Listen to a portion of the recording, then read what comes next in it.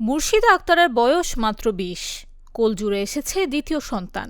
মাতৃত্বের এই গল্প শুনলে হয়তো মনে হবে এ আর নতুন কি, কিন্তু যমুনার বুক চিরে জেগে ওঠা সিরাজগঞ্জের ঘোড়জান চরের মানুষ জানে এখানে সন্তান জন্ম মানে শুধু প্রাণের আগমন নয়, কখনো কখনো মৃত্যু থেকে জীবনকে ছিনিয়ে আনার এক নীরব যুদ্ধ। গেল ৩ মে ভোর ৫টা। প্রসব বেদনায় কাঁপতে কাঁপতে স্বামী আর শাশুড়িকে সঙ্গে নিয়ে মোটরসাইকেলে বাড়ি ছাড়েন মুর্শিদা। সামনে কোনো পাকা রাস্তা নেই, নেই অ্যাম্বুলেন্স, নেই হাসপাতালের সহজ পথ। আছে শুধু কাদা, খালের পাড়, জমির আইল, ঝোপঝাড় আর অনিশ্চয়তায় ভরা পথ। ৩ ঘন্টারও বেশি সময় ধরে সেই পথ পেরিয়ে সকাল ৮:৩০টার দিকে পৌঁছান একটি ছোট্ট স্বাস্থ্যকেন্দ্রে।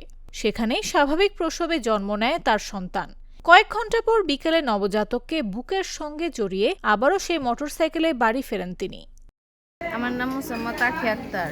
এখানে ডাক্তার দেখানোর জন্য আসছি আলট্রা করতে। এই তো ৯ মাস শেষ হয়েছে। জি বাচ্চা আছে, বাচ্চা ৪ বছর। আমাদের বাসাই হয়েছে, এটা ৬ মাস যাবত হয়েছে। দিন-রাত ২৪ ঘন্টায় নর্মাল ডেলিভারি হয় এখানে। আচ্ছা আচ্ছা।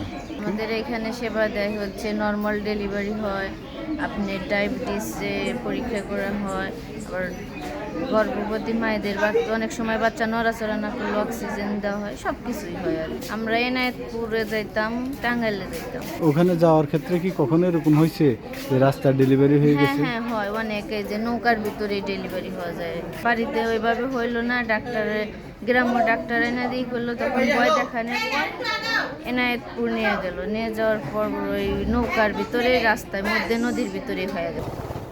কিন্তু চিকিৎসকদের চোখে এটি কোনো স্বস্তির গল্প নয়, এ এক ভয়ঙ্কর ঝুঁকির নাম।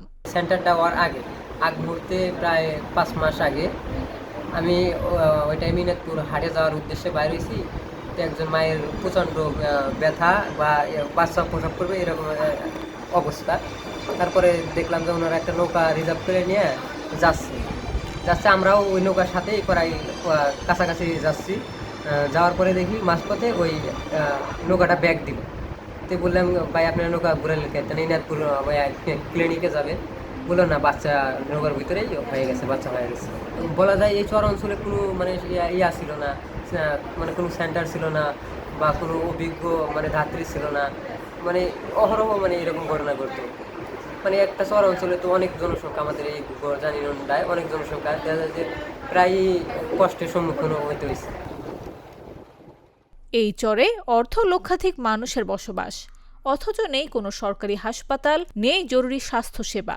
প্রসব বেদনা উঠলে শুরু হয় জীবন মৃত্যুর দৌড়, কখনো মোটরবাইকে, কখনো নৌকায়, কখনো কাদার ভেতর। ডেলিভারি রোগী নিয়েছি, প্রতিবন্ধী নিয়েছি, হাত ভাঙা, সব নিয়েছি মোটামুটি। আচ্ছা, সব ধরনের রোগী নিয়েছি, সব ধরনের। ডেলিভারি রোগী ডেলিভারি হয়ে গেছে পথে এরকম হয়েছে? এরকম হয়েছে। কিরকম, কত বছর আগে পাইছেন? 2 বছর আগে। 2 বছর আগে। আর এখানে যে স্বাস্থ্যকেন্দ্র হয়েছে, এটা হওয়ার পরে কি আর হয় এরকম? না, দেখা যায় না। এখানে নিয়ে যায় সবাই? এখানে আসে। নৌকার মাঝ নদীতে, রাস্তার পাশে, এমনকি ঝোপঝাড়ের আড়ালেও জন্ম নেয় শিশু। যমুনার এই চরে সন্তান জন্ম মানেই উৎসব নয়, এখানে প্রতিটি জন্মের সঙ্গে জড়িয়ে থাকে ভয়, অশ্রু, প্রার্থনা আর বেঁচে ফেরার এক অসম লড়াই। News desk, Jago news. Good luck পেনের সফট অয়েল বেসড ইঙ্ক দেয় নিখুঁত লেখার আত্মবিশ্বাস। Good luck pen, make your lakh.